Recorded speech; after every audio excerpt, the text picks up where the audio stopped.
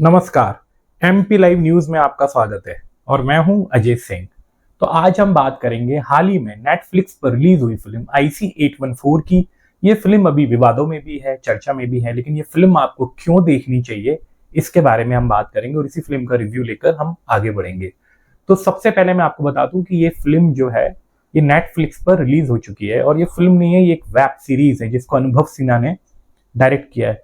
अनुभव सिन्हा इसके पहले तुम बिन, थप्पड़ तापसी पन्नू की और भीड़ जैसी फिल्में डायरेक्ट कर चुके हैं। संवेदनशील डायरेक्टर हैं, इंटेलिजेंट डायरेक्टर हैं और ये फिल्म आप सभी लोगों को जरूर देखनी चाहिए क्योंकि एक तो ये जो मामला है 1999 में एक प्लेन जो कि काठमांडू से टेक ऑफ किया था, नेपाल की राजधानी काठमांडू से टेक ऑफ किया था दिल्ली के लिए, और उस प्लेन का जो नंबर था, जो सीरियल नंबर था, वो था आईसी इंडियन एयरलाइंस के लिए कहा जाता और 814। लेकिन उस प्लेन को हाईजैक कर लिया गया जिसके बदले में भारत सरकार को कई टेररिस्ट छोड़ने पड़े। 7 दिन तक उस प्लेन में बंद यात्रियों ने बहुत सारी त्रासदी झेली। वो दिल्ली आने की बजाय अमृतसर गया, फिर कहीं यूएई गया, उसके बाद 2-3 जगहों पर रुकाते कहीं पर, लास्ट में वो अफगानिस्तान में कंधार में लैंड हुआ। इस विषय पर कई फिल्में बन चुकी हैं। पहले एक हाईजैक एक फिल्म थी शाइनी आहूजा की, वो बनी है। अभिषेक बच्चन की जमीन वो बन चुकी है। एक साउथ के सुपरस्टार हैं मोहनलाल और अमिताभ बच्चन, इनकी भी साथ में कोई एक फिल्म बनी है। ऐसे कई फिल्में बनी, बट किसी भी फिल्म में साफ तौर पर IC814 या मौलाना मसूद अजहर जो कि रियल टेररिस्ट है, ये सब घटनाओं का रियल नाम नहीं लिया गया। सिंबॉलिक तरीके से फिल्में बनाई गई, प्लॉट वहां से उठाया गया, कुछ चीजें वहां से इंस्पायर्ड हुई, कई फिल्मों में वो सच्चाई भी दिखाई, लेकिन कहीं ना कहीं खत्म होते होते तक वो मात्र एक एंटरटेनिंग फिल्म रहेगी। लेकिन ये फिल्म जो है, इसमें मैं दाद दूंगा इनकी रिसर्च टीम की, इन्होंने कुछ भी नहीं छोड़ा है उस हाईजैक से जुड़ा हुआ। सेकंड, वो पूरी फिल्म में रियल फुटेजेस भी दिखाते रहे हैं। आपको याद होगी सचिन तेंदुलकर पर फिल्म आई थी थिएटर में और रियल फुटेजेस को जोड़कर बनाई गई थी। इसमें ड्रामेटाइजेशन तो है ही, लेकिन साथ में रियल फुटेजेस भी इसमें जोड़ी गई हैं, तो आप हर जगह कनेक्ट कर पाएंगे फिल्म से। त्रासदी भली 1999 में हुई थी, लेकिन जब भी आप ये फिल्म देखेंगे तो अभी भी ये आपके अंतरात्मा को, आपके मन को झकझोर कर रख देगी। एक साथ इतने श्रेष्ठ कलाकार इस फिल्म में आए हैं कि उनको देखना ही अपने आप में एक बहुत ही सौभाग्य की बात है। नसीरुद्दीन शाह इस फिल्म में है, पंकज कपूर इस फिल्म में है, विजय वर्मा काम कर रहे हैं आजकल वो, और मुझे तो उनका फ्यूचर बहुत ही ब्राइट दिखता है अब। बहुत अच्छा काम कर रहे हैं वो इस फिल्म में। उनका मतलब वो पूरी फिल्म उन्होंने अपने कंधों पर उठाई है, इतने बड़े आर्टिस्टों के रहने के बावजूद। ये बहुत बड़ी बात है और आप इस फिल्म के बाद यदि आप उनको पसंद नहीं भी करते हो तो आप उनके फैन हो जाएंगे और उनकी अगली फिल्म का इंतजार करेंगे।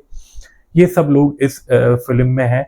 कुमोद मिश्रा, क्या कलाकार हैं ये। जब हम बात करते हैं नसीर साहब की, हम बात करते हैं ओमपुरी की, हम बात करते हैं पंकज त्रिपाठी की, नवाजुद्दीन सिद्दीकी की, मनोज वाजपेयी की, तो कुमुद मिश्रा की भी बात करनी चाहिए।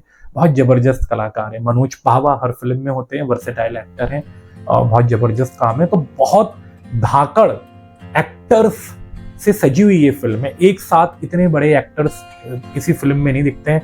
मुझे याद है एक राम प्रसाद की 13वीं आई थी जो कि मनोज पावा की वाइफ जो है सीमा पावा, उन्होंने बनाई थी। उसमें बहुत कमाल के एक्टर्स थे एक साथ बहुत सारे, और अब बहुत दिनों बाद इस फिल्म में देखने को मिले हैं।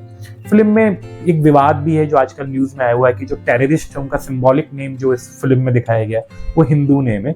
अब वो रियल रिसर्च के बेस पर वो फिल्म है, उसके लिए जो नेटफ्लिक्स की इंडिया में जो क्रिएटिव डायरेक्टर हैं शेरगिल, उनको बुलाया गया, उन्होंने माफी मांग ली, उन्होंने कुछ करेक्शन कर दिए, सब चीजें हो गई हैं।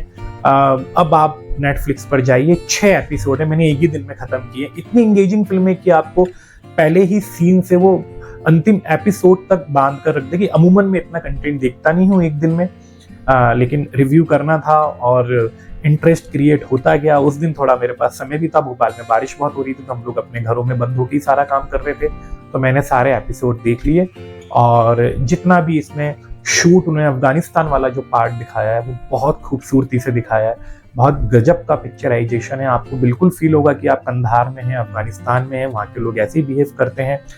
प्लेन के अंदर के जो सीन है वो बहुत डिफिकल्ट है, लेकिन इसमें कुछ भी इन्होंने नहीं छोड़ा। बहुत अच्छे से पायलट उनके ऊपर क्या बीतती है जब उनके गले के पीछे कोई बंदूक लगा के लगातार उनसे प्लेन चलवाता है, वो भी जब जहाज में फ्यूल भी ना हो, उनके पास बम भी हो, वो लोगों को भी मार रहे हो, तो कितना डिफिकल्ट जॉब हो जाता है।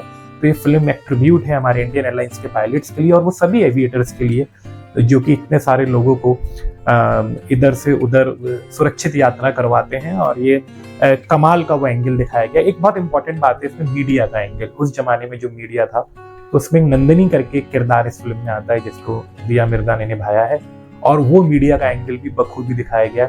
इंटेलिजेंस ब्यूरो, रॉ, इन सब एजेंसीज का कोऑर्डिनेशन और इनका कोऑर्डिनेशन फेलियर, दोनों ही पार्ट दिखाया गया है। हालांकि अजीत डोभाल का एक स्टेटमेंट मुझे याद है जिसमें उन्होंने कहा था कि वो हमारे भारत का, ये घटना जो है वो भारत का सबसे बड़ा डिप्लोमेटिक फेलियर था, क्योंकि हमको हमारे टेरिटरीज छोड़ने पड़े थे, और वो भी 7 दिन बाद, जब हमारे 2-3 पैसेंजर तकरीबन उसमें मारे भी गए थे। और 7 दिन क्या क्या उन लोगों पर बीती है, जिस तरीके से इस फिल्म में दिखाया है वो काबिले तारीफ है।